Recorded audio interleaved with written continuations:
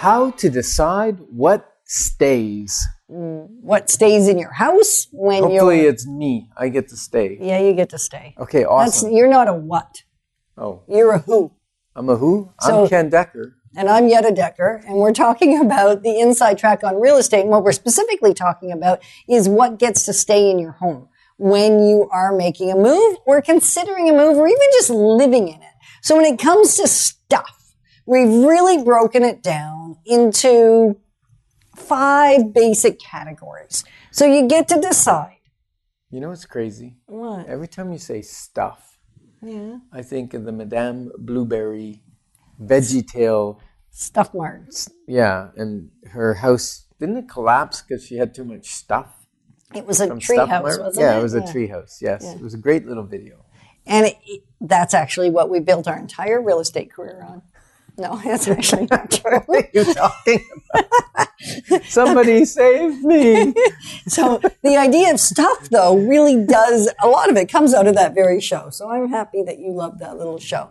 So people all the time, you may have asked me, what do I keep? What do I get rid of? Like, how do I decide this stuff? So how do you decide what stays? Well, the first thing is decide what category. So we're going to give you the 5 categories.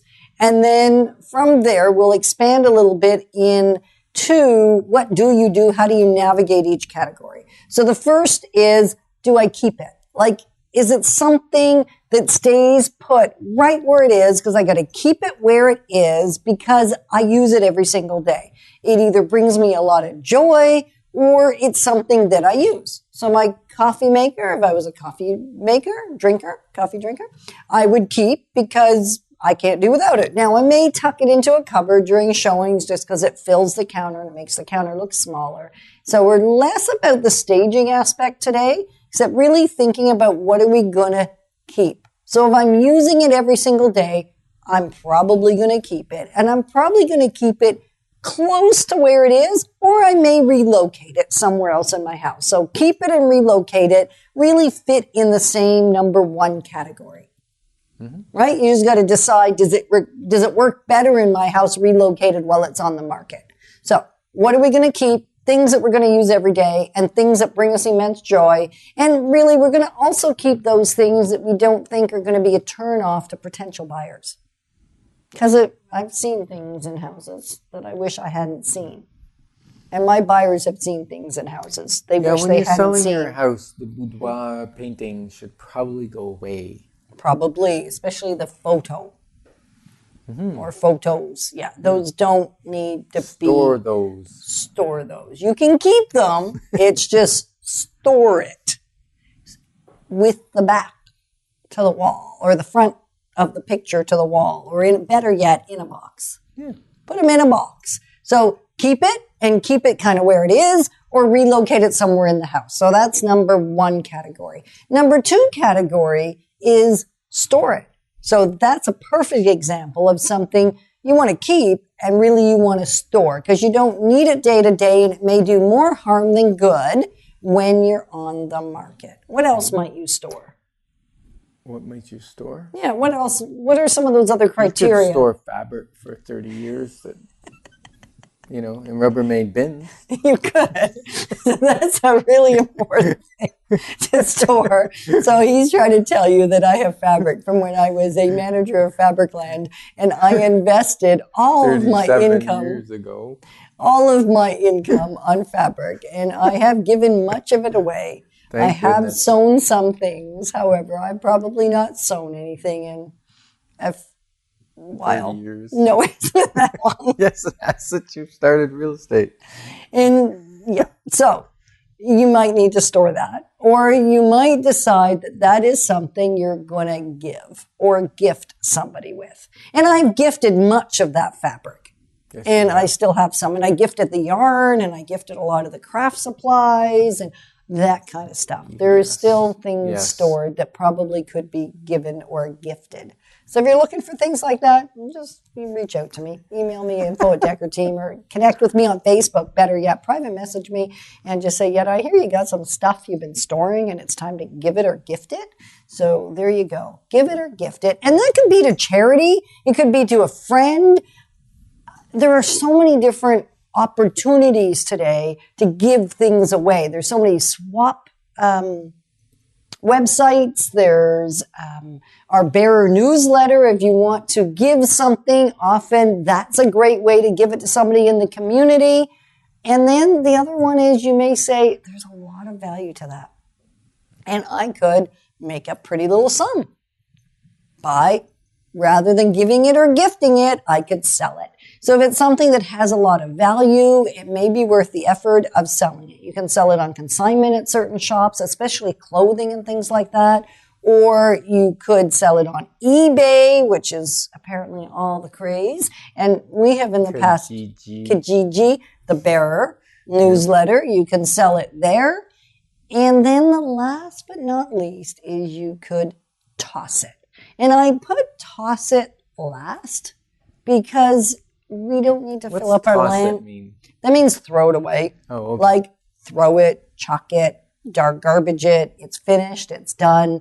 And if it's one of those things that you haven't been able to give, you haven't been able to gift, you haven't been able to sell, and you're thinking, okay, it's time to toss it, maybe put it out just a little early on garbage day, and somebody might just choose to gift themselves with the thing you thought you were going to toss. I got a great painting the other day, not a painting, a little thing with a sign on it. And I was having this thought on my way, thinking about just life and philosophy and my life philosophy and those kinds of things. And as I drove down the street, and I was going to facilitate a Roar Canada meeting actually, where we were talking about vision and future and living life to the full. What did you pick up? 16 by 16 picture with the exact words on it that I needed for my meeting that I was walking into. 4 doors away from my house. First time I've ever picked anything up from our street. It was There's perfect. There's some gems on our street. I think because we live in a fairly affluent neighborhood, and people put stuff out all the time that says free on it or whatever. And yeah, so it's kind of like, you know how people circle through garage sale areas? People circle through our subdivision on garbage day to see what's out there. It can be pretty interesting. It can. So toss it doesn't necessarily mean fill the landfill site. It may even mean gifting it or giving it in kind of a unique way. Now, estate sales, if you're in and you've got a lot of stuff. A house full of stuff. A house full. It may be too difficult because we've had a lot of clients in previous years go, it's a lot of stuff. I know I have to go through the papers. I know I have to go through the books. I know there's certain things that I need to go through, and yet this is just too much. I'm going to be here for 6 months, and some people are sorting through item after item and figuring out who wants it, and families coming and look at it, which is a great way to gift it or to give it, and at some point it may become too much. So having a house auction or having an auction company come in and just liquidate essentially everything short of those few mementos and the papers and things that are vital to keep can be really helpful. Yeah, especially if there's furniture that's maybe antiques, that kind of thing. Mm-hmm. You can also do, there are companies that will buy the entire estate belongings, like all the stuff in the house. Right, not the house. Well, there are that too, but really most of the time it's the contents of the house. Yep, and they won't buy it at huge dollars, but they will take everything off your hands and then they sell everything individually. Mm-hmm. So that may work.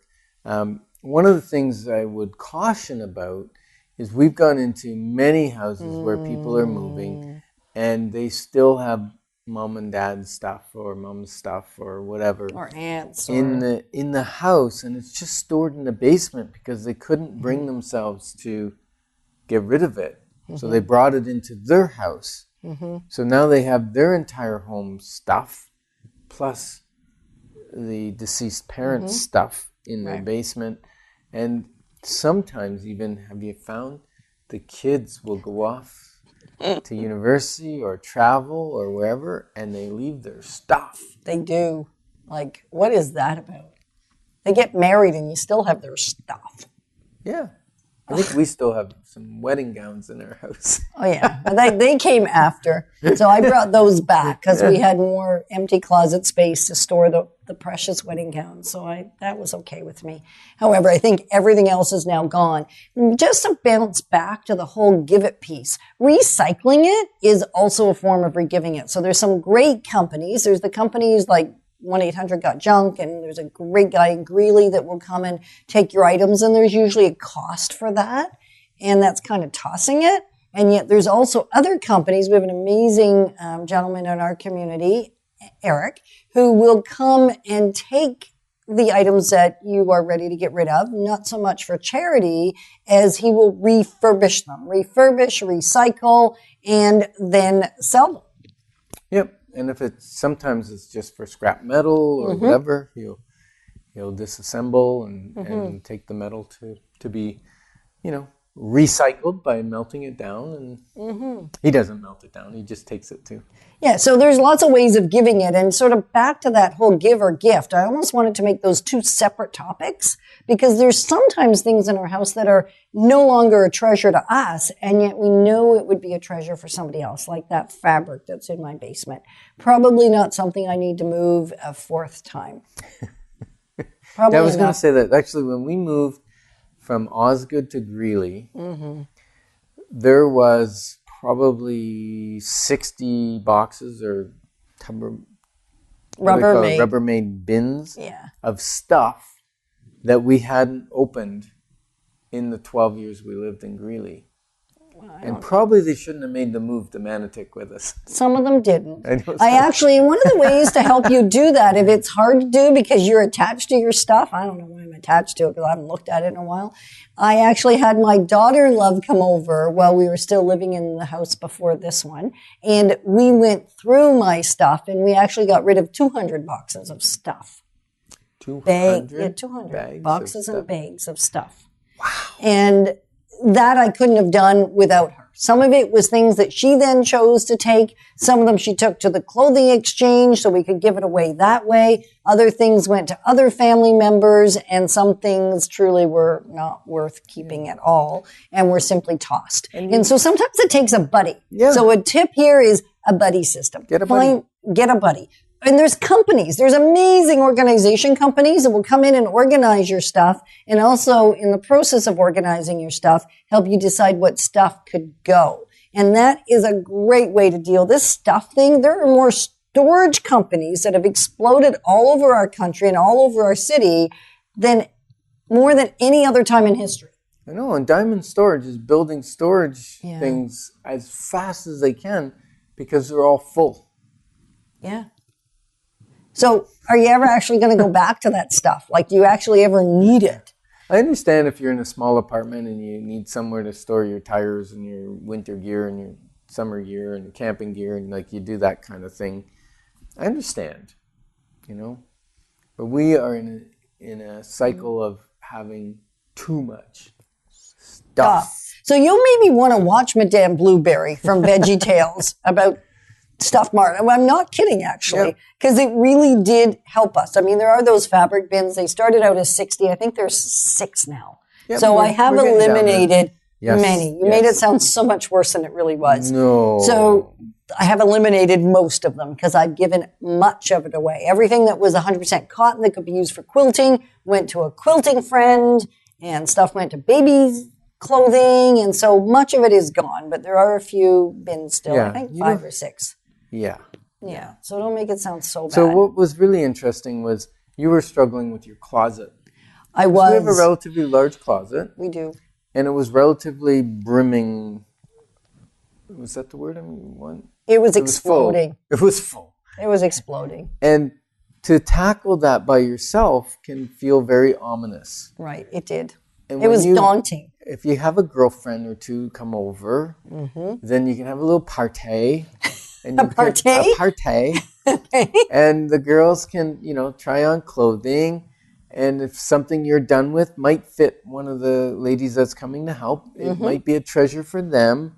It might go into the pile to go to the Salvation Army or to the clothing exchange at Trinity Bible Church. Or it happens twice a year. Yes, it does. Or it might go into the throw out if it's worn, tattered, whatever, and it isn't really good to give away.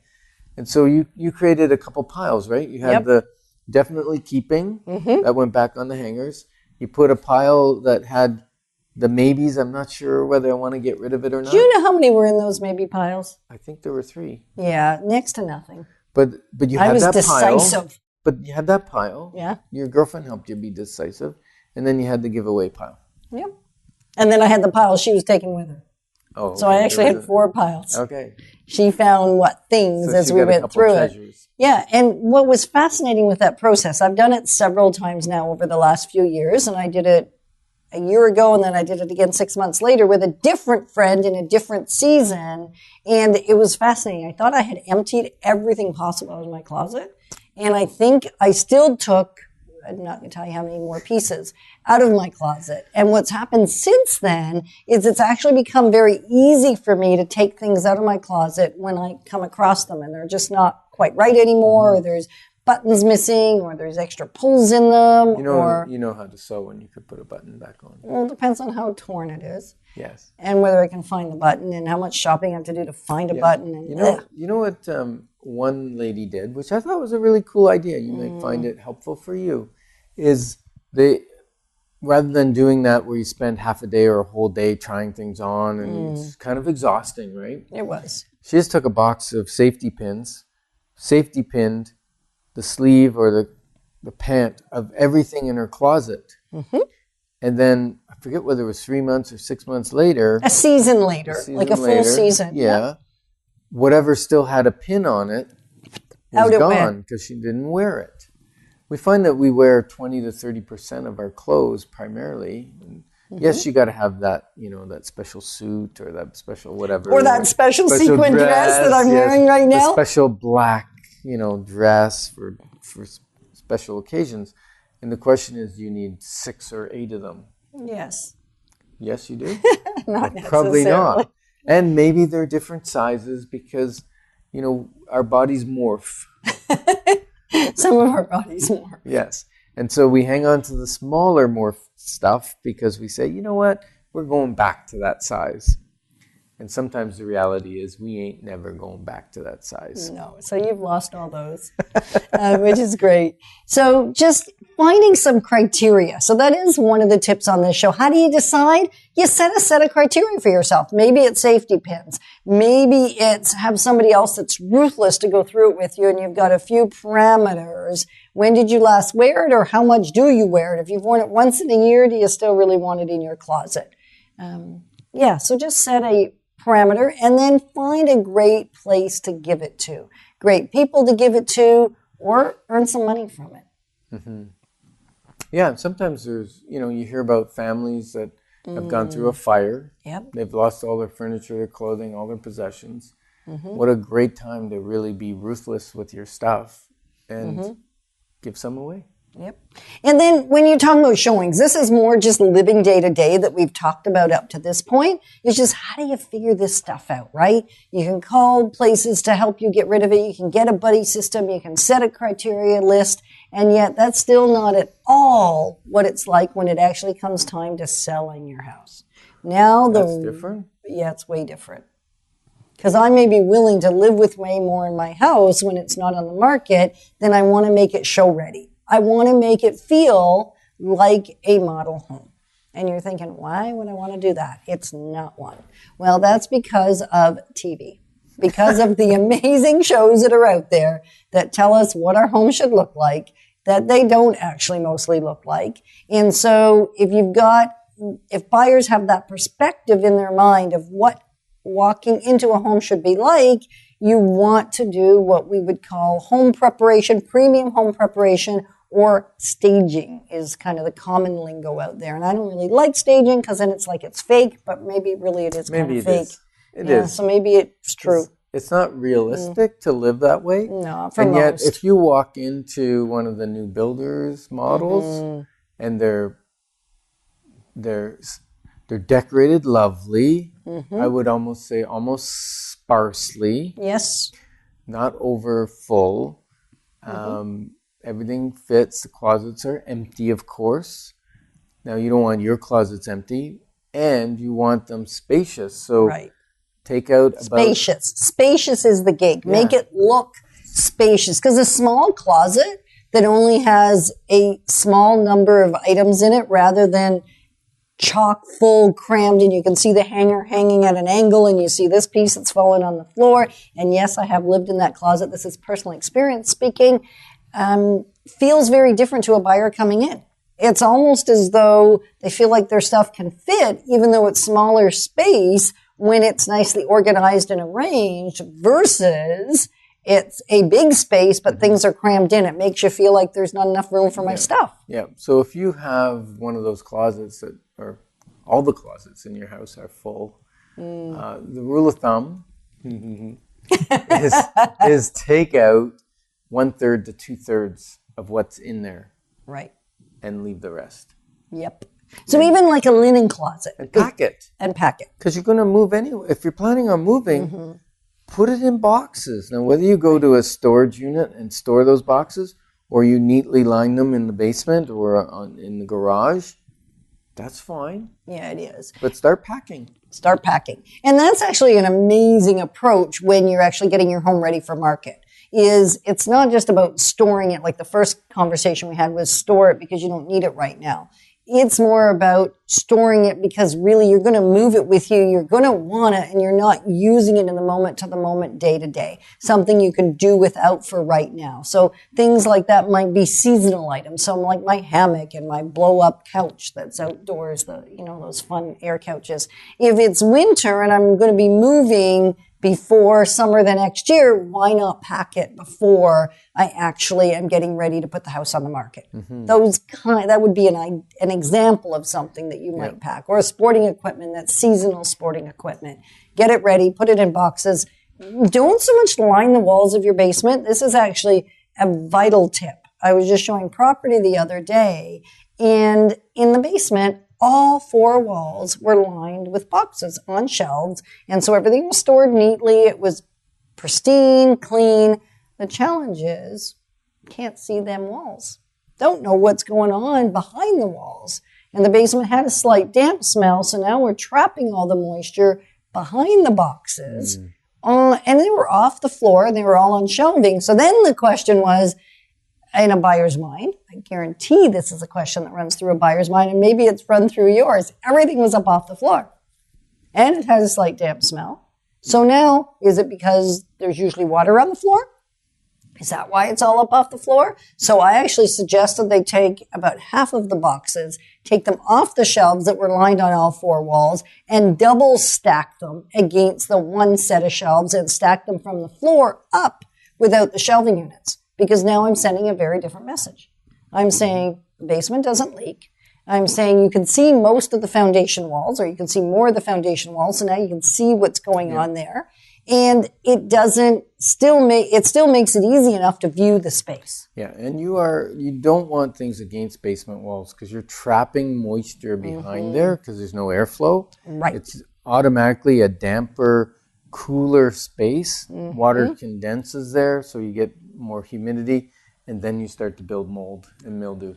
So keep the stuff away from the walls, actually. Yeah. Like half a foot or a foot even, so that there's airflow rather than pushed hard against the wall. We just sold a home recently, and in fact, when we were doing our pre-inspection, because we will help our clients ensure that things are ready for market, so there's not as many challenges during inspection, and we found that there was in fact moisture trapped behind beds and behind headboards and behind furniture and behind boxes because things had been jammed against the wall for so long that there was actually mold growth behind all that. Not because there was any moisture penetration. There was no evidence of cracking. We actually had it investigated because the smell was so just bad. Natural dampness in the basement. Right. Run a dehumidifier is a great idea. Now, one of the things, you may have children, and you may be saying, but my children have so many toys, it's so hard to keep the house clean. Because when there's going to be a showing, my kids have torn out all the toys, they've been playing with different things. And what's really interesting is many of our clients have told us that they pack a lot of the toys away. Right. And they allow the child to have 1 or 2 special toys.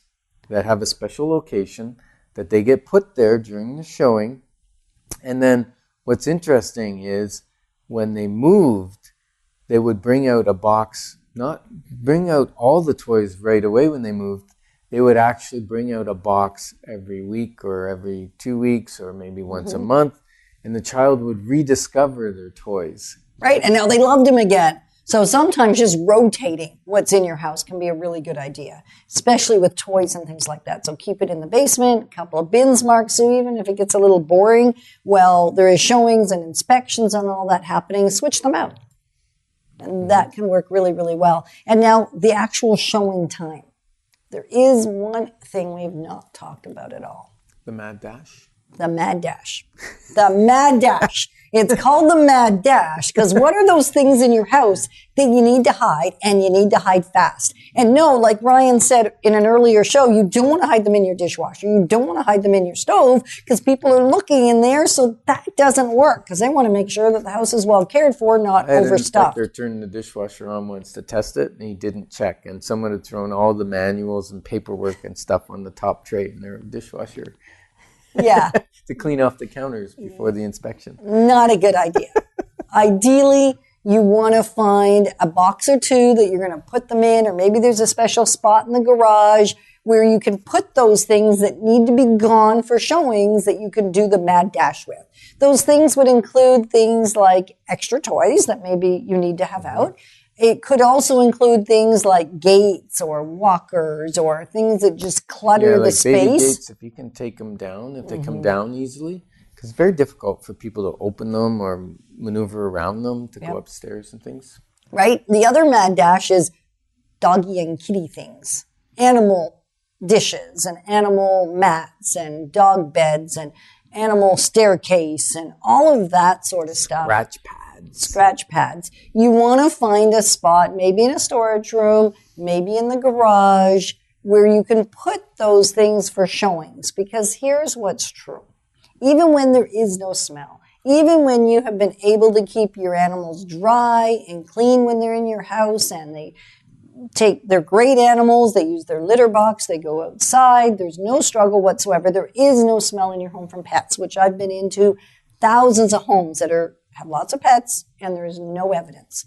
As soon as a buyer sees that dog cage or sees that dog bed, all of a sudden, they can smell the pet in your house. So you really want to hide those things. You want to take them out of sight, out of mind. It actually makes a difference as to what you're going to sell your house for. So the Mad Dash things, find a great spot, a few great spots to put those things that are part of the Mad Dash. Yep, vacuum yourself out of the room so you got perfect marks, no footprints. The great news is with Berber carpet, that's not as big a deal. So Berber carpet's more in today, or quite common. Well, so is the tall shag now, but it doesn't really show carpet lines either. Yeah. So here's the question. What would you like to hear on a future show? Oh. Because we're just wrapping up. And these shows are all about you. Yeah, they and are. We want them to be informative and educational.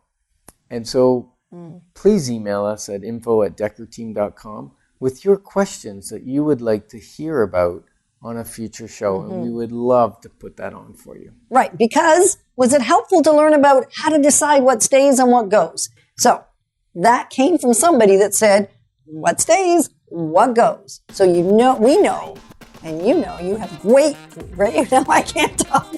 Now between the two of us, we're rambling. Must be the end of the show. It must be the end of the show. Have an amazing day, and let's continue to move forward together, making great decisions around where we live.